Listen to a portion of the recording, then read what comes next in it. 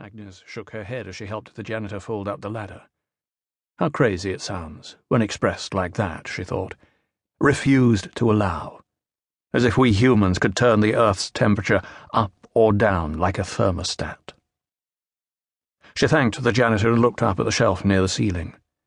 Now all she had to do was wait for the hospital to call her with the message that someone had died in this room, and then had come back to life.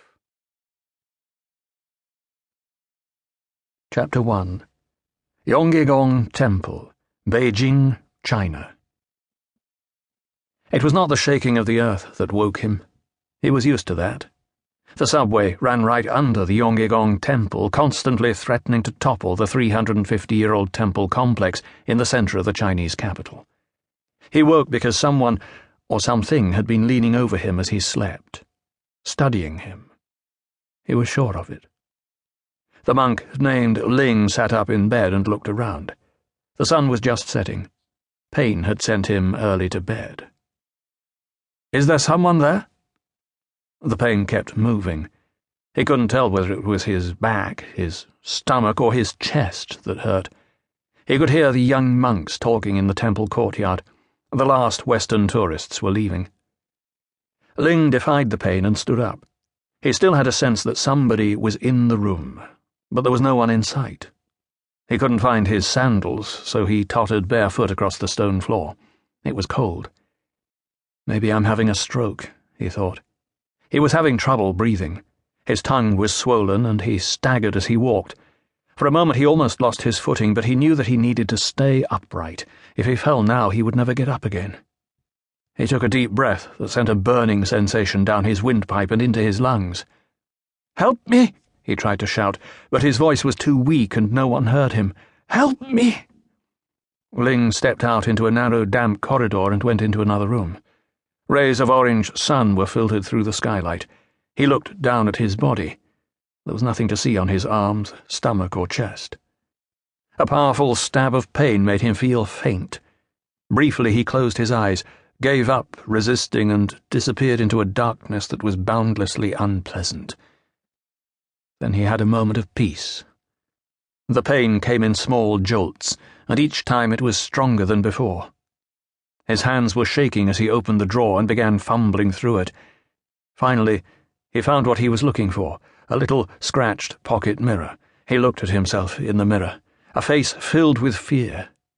Ling tugged his loincloth down a bit and held up the mirror so he could get a view of the lower part of his back. What he saw took his breath away. "Dear God," he whispered, dropping the mirror. "What's that?" The only answer he received was the sound of the mirror shattering on the floor. The old-fashioned payphone on the wall didn't look at all like a means of salvation, but it was his only chance. He dragged himself over to it. A new wave of pain made him stop. It seemed to last an eternity. He opened his eyes and looked at the payphone, which he had objected to so strongly when it was first installed. The authorities had required it because of the visiting tourists. In case something happened to any of them, there had to be some way to summon help. For the same reason, the emergency number was printed on the wall in large type, and next to it stood a pot filled with coins. Ling stretched out his hand and tried to reach the pot. He managed to get hold of the rim but lost his balance and was forced to drop it in order to lean on the wall for support. Pottery shards and coins scattered over the floor. Ling hesitated.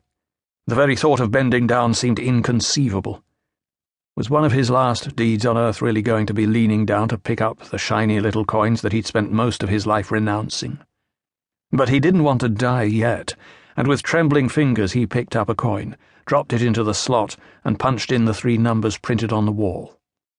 Then he waited. "Come on, come on," he whispered with difficulty. At last he heard a woman's voice say, "Emergency center." "You must help me." "What is the emergency? Where are you calling from?" The voice on the line was calm and composed, almost robotic. "I'm burning up. Ling fell silent and turned around. There was someone there. He was sure of it. Someone was watching him. He rubbed his eyes, but that didn't help. He couldn't see anyone. Who could be doing this to him? "I need to know where you are, sir," said the woman. "Help me!" With every word he